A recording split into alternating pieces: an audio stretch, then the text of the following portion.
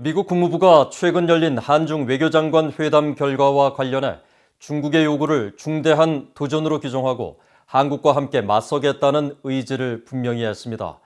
중국의 지속적인 대북 제재 완화 요구에 대해서도 동맹국과의 보조를 강조하며 비핵화가 미국 대북 정책의 중심에 계속 있을 것이라고 밝혔습니다. 조상진 기자가 먼저 보도합니다. 미국 국무부는 한국에 대한 중국의 요구가 북한 문제에서 첨단 기술까지 다양한 분야로 확장되고 있는 데 대해 미국의 이해관계를 위협하는 중국의 도전을 열거하며 경계했습니다. 국무부 대변인실 관계자는 6일 최근 열린 한중 외교장관 회담에서 나온 왕이 중국 외교부장의 각종 제안에 대한 VOA의 논평 요청에 중국이 미국의 안보와 번영, 가치에 가하는 도전과 미국이 그 경쟁을 수행하는 방식은 21세기를 규정하는 데 매우 중요하다고 답했습니다. 특히 중국의 공격적이고 강압적인 행동과 결합한 군 현대화는 인도-태평양 지역과 전 세계에서 미국의 사활적 이익에 갈수록 긴급한 과제를 제기하고 있다고 지적했습니다. 왕이 중국 외교부장은 앞서 지난 3일 열린 한중 외교장관 회담에서 정의용 한국 외교부 장관에게 한반도의 평화와 안정을 수호하고 북한의 합리적 안보 우려를 확실히 해결해야 한다며 각 측이 이를 위해 적극적으로 노력해야 한다고 밝혔습니다.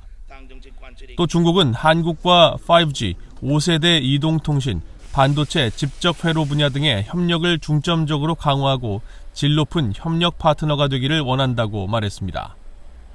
국무부 대변인실 관계자는 미국이 중국의 첨단 신기술 기업에 대한 제재를 강화하는 가운데 나온 왕 부장의 이 같은 첨단 기술 협력 제안에 대해 바이든 행정부는 우세한 위치에서 중국의 도전을 다룰 것이라며 그 과정에서 한국 그리고 다른 동맹들과 긴밀히 협력할 것이라고 밝혔습니다.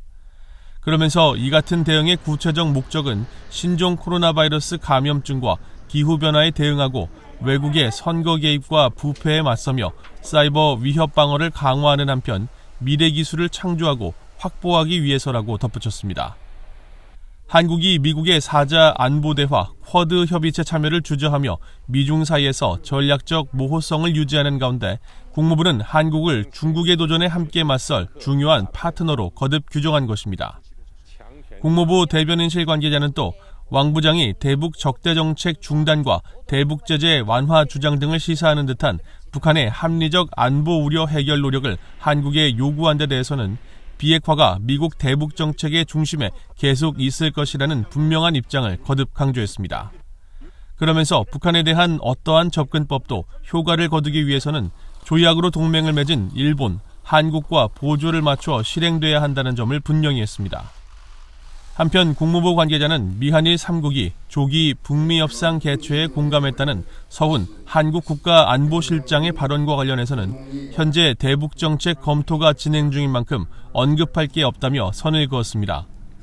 앞서 서 실장은 미한일 3국 안보보좌관 회의에 참석한 뒤 5일 기자들과 만나 날짜를 특정하지는 않았지만 가급적 조기에 미북 회담을 개최하자는데 한미 간 협의가 됐다고 밝혔습니다.